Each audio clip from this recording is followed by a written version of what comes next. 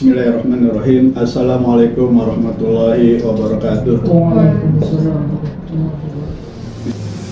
Alhamdulillah kita bertemu di acara ngopi solusi klinik riba. Ini kita adakan rutin setiap Jumat malam Sabtu. Dan malam ini ya, kita akan membahas mengenai ini yang sering banyak ditanyakan juga. Bagaimana jika terpaksa riba? Bagaimana kalau terdesak untuk riba? Bagaimana kalau kepepet riba itu? Tahu sih riba, tahu sih itu dosa, tapi ya mau bagaimana lagi? Kan bahasanya begitu. Ya tahu sih. Akhirnya karena tahu sama tahu, ya orang udah nggak usah diomongin, tahu sama tahu. Yang penting kita kebetulan jalan gitu. Nah nanti ramenya kalau sudah terdesak, gitu, sudah ada akibat dampak-dampak dari riba. Karena memang pasti ujung dari riba itu adalah hancur. Yamhaqullahu riba wa yurbi shadaqah. Allah musnahkan riba. Nah, awalnya diam-diam, yaudah tahu sama tahu. Ramenya kapan?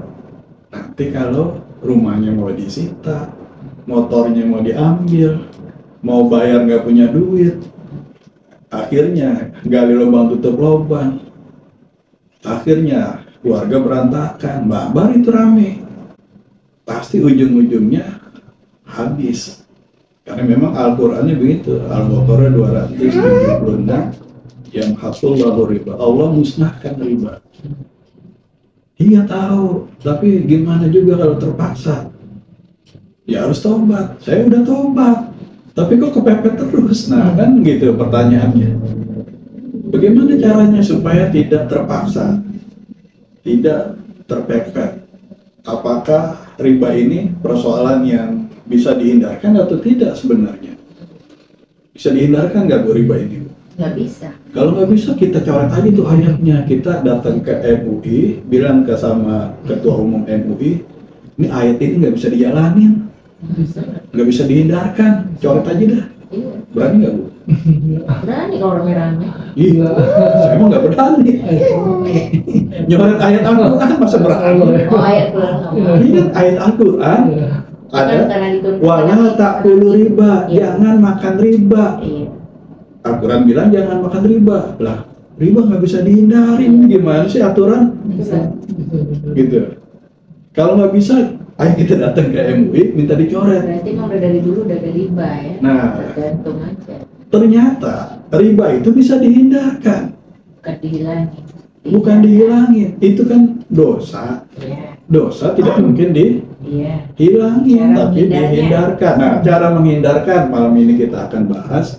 Kita mulai dengan membacakan basmalah.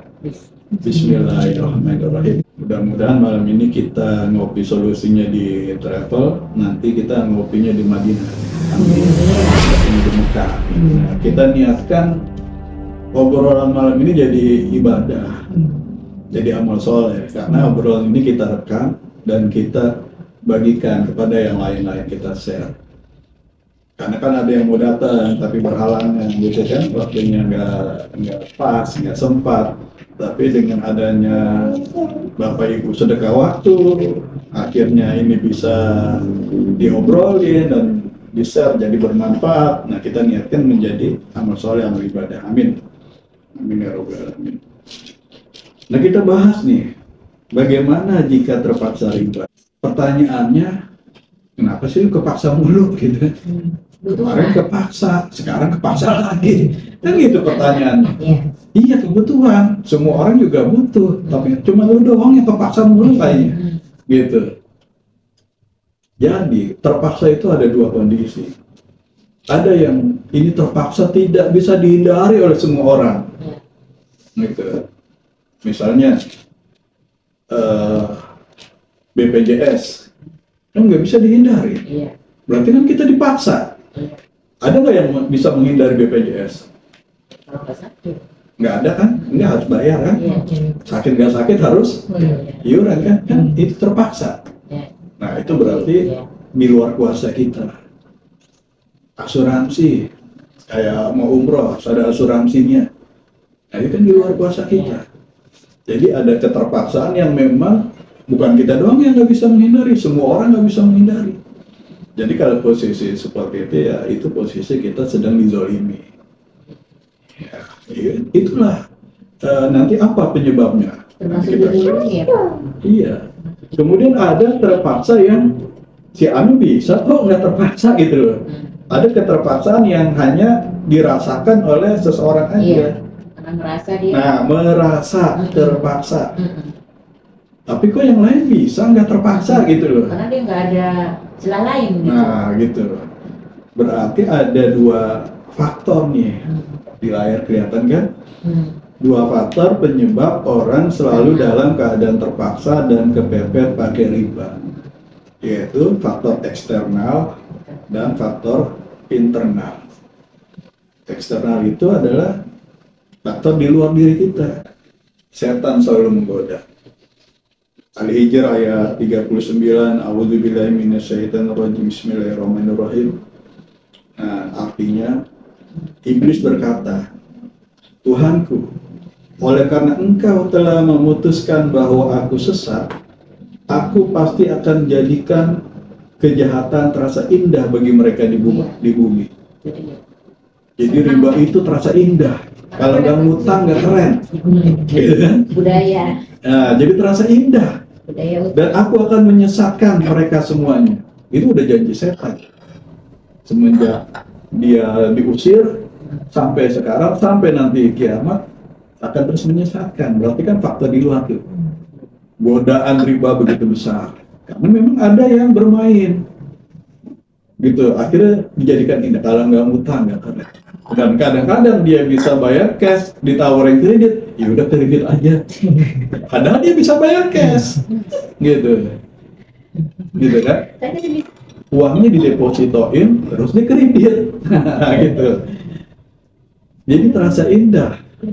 Nah, inilah faktor eksternal. Setan selalu menggoda. Tapi ada yang nggak tergoda, yaitu hamba-hamba Allah yang terpilih di antara mereka. Al-Mukhlasin, ada Al-Mukhlisin. Itu akar katanya sama-sama ikhlas. Ya. Kalau Al-Mukhlisin, dia berusaha untuk ikhlas. Masih pengen ikhlas, iya Bu ya. Tapi kalau Al-Mukhlasin, dia memang udah ikhlas, udah bukan keinginan lagi. Emang Allah udah kasih rezeki dia sebagai orang ikhlas gitu, bukan niat. Nah, itulah bedanya mukhlisin sama mukhlasin. Yang tidak bisa diganggu setan adalah orang-orang yang mukhlasin, yang dia udah ikhlas. Aduh, nggak beli motor listrik, gue mah cukup keadaan begini. Nah, dia udah ikhlas dengan kondisinya, dengan keadaannya, gitu. Umroh ada dana tangan nih. Gue umroh ntar kalau mampu aja. Nah, dia udah ikhlas mau umroh mau enggak. Gitu. Jadi dia sudah ikhlas dengan keadaan. Ada yang begitu, betul. Ada yang begitu kan? Nah, karena ayatnya memang begitu, kecuali hamba-hambamu yang ikhlas, yang terpilih di antara mereka. Kemudian setan selalu menggoda. Al-A'raf ayat 16. Karena engkau telah menghukum aku tersesat, pasti aku akan selalu menghalangi mereka dari jalanmu yang lurus. Kita pengennya cash, kita pengennya nggak dosa, kita pengennya lurus. Tapi setan nggak pengen begitu, dia pengen punya pengikut. Ini ada jalan lurus nih, setan duduk di tengah jalan, menghalangi itu bahasa Arabnya. La aqudanna lahum siratal mustaqim. Aku akan duduk di tengah jalan yang lurus itu. Kita mau lewat, ada orang duduk di depan pintu, makanya nggak boleh tuh perawan duduk di depan pintu, dilamar burung. Iya, gimana mau ngelamar, mau lewat dihalangi gitu kan? Nah, setan tuh duduk di jalan itu. Saking apanya tuh? Kalau ngalangin di pinggir kan kita bisa cuek. Benar nggak? Cuek kita jalan aja dong, ngalangin di pinggir. Tapi ini ngalanginnya di tengah. Ayo mau kemana lo? Gitu. Tuh. Aku akan halangi kamu. Berarti kenapa orang ada yang nggak bisa menghindari riba? Ya, faktor eksternal, setan selalu menggoda. Kemudian pasti aku akan mendatangi mereka dari depan, dari belakang, dari kanan, dari kiri. Iklan riba dimanapun dia berada ada, ya kan? Kampanye riba dimanapun ada. Itu begitu gencar dari berbagai arah. Setan menggoda dari segala arah. Dan ini kata kuncinya nih Bu. Dan engkau tidak akan mendapati kebanyakan mereka bersyukur. Jadi hanya orang yang tidak bersyukurlah yang bisa digoda setan. Yang kena riba itu orang yang tidak bersyukur. Sekarang orang kena riba karena apa? Nggak punya duit. Orang kaya kena riba. Karena masih kurang. Iya. Kurang. Orang kaya kena riba loh. Kurang. Dia punya uang, uangnya didepositoin, terus dia minjem ke bank tuh. Ya kan? Kemudian orang miskin ya kena riba. Karena nggak tahu, nggak ngerti. Orang pintar juga kena riba. Gitu. Apalagi orang bodoh. Berarti bukan soal ilmu kan? Bahkan banyak Pak Kiai kena riba. Ya, itu yang konsultasi ke klinik riba ada Bu yang pimpinan pesantren ada. Bahkan penghafal Al-Quran ada yang kena riba juga. Gitu. Iya silakan. Jadi bukan soal saya nggak punya uang jadi saya kena riba. Loh orang kaya juga kena riba. Oh saya nggak ngerti jadi kena riba. Orang pintar, bahkan orang-orang pintar di Senayan, anggota dewan itu rata-rata kena riba. SK-nya digadein. Termasuk semua. Bahkan guru itu kan ada tuh survei dari OJK. Ya, karena itu guru 42% kena pinjol. Tergiur. Kenapa mereka tergiur? Karena digoda. Kenapa mereka tergoda? Karena mereka tidak bersyukur itu tuh. Dan engkau tidak akan mendapati kebanyakan mereka tidak bersyukur. Jadi caranya untuk menggoda dan membuat manusia tergoda riba adalah membuat mereka tidak bersyukur. Berarti memang udah ada di Al-Quran. Iya. Itu nah ini kalau dilihat kok dari segala arah, tapi ada arah yang setan nggak datangi. Dari depan, dari belakang, dari kanan, dari kiri. Dari arah mana yang belum? Samping yang tadi, kanan kiri. Atas, bawah. Atas ya enggak. Ya berarti jalan keluar kita adalah atas kiblat doa kita, ya kan? Kalau Ka'bah kan kiblat sholat kita. Kalau doa kita kiblatnya mana? Ke atas, minta pertolongan. Dan ke bawah, dia nggak disebutin juga tuh dari bawah. Iya. Ke bawah, sujud kita, wasjud waqtarib, sujudlah, mendekatlah kepada Allah. Mengikuti Al-Quran kan? Nah, kemudian apalagi di sini? Nah, ini Al-A'raf ayat 27. Wahai anak cucu Adam, janganlah sampai engkau tertipu oleh setan. Sebagaimana halnya dia, setan telah mengeluarkan ibu bapakmu dari surga. Emang kerjaan setan yaitu memperdaya. Dengan menanggalkan pakaian keduanya untuk memperlihatkan aurat keduanya. Sesungguhnya dia dan pengikutnya dapat melihat kamu dari suatu tempat yang kamu tidak bisa melihat mereka. Sesungguhnya kami telah menjadikan setan-setan itu pemimpin bagi orang-orang yang tidak beriman. Nah, jadi ada ayat itu, Allahu waliyul ladzina amanu yukhrijuhum minadz-dzulumati ilan nur. Allah pelindung pemimpin orang-orang yang beriman. Yukhrijuhum minadz-dzulumat, mengeluarkan orang beriman dari kegelapan kepada cahaya, dari gelap kepada terang. Itu orang beriman. Walladzina kafaru awliya'uhum taghut, sedangkan orang-orang kafir pelindungnya adalah setan tuh ayat itu tuh. Sesungguhnya kami menjadikan setan sebagai pemimpin. Nah, apa yang dilakukan oleh setan itu sebagai pemimpin yang orang-orang kafir itu? Yukhrijuhum minan nuri ila zulumat, mengeluarkan dari terang kepada gelap. Kan kebalikannya. Gitu. Orang lagi enak-enak dagang, usahanya maju, datang setan nawarin modal, ya kan?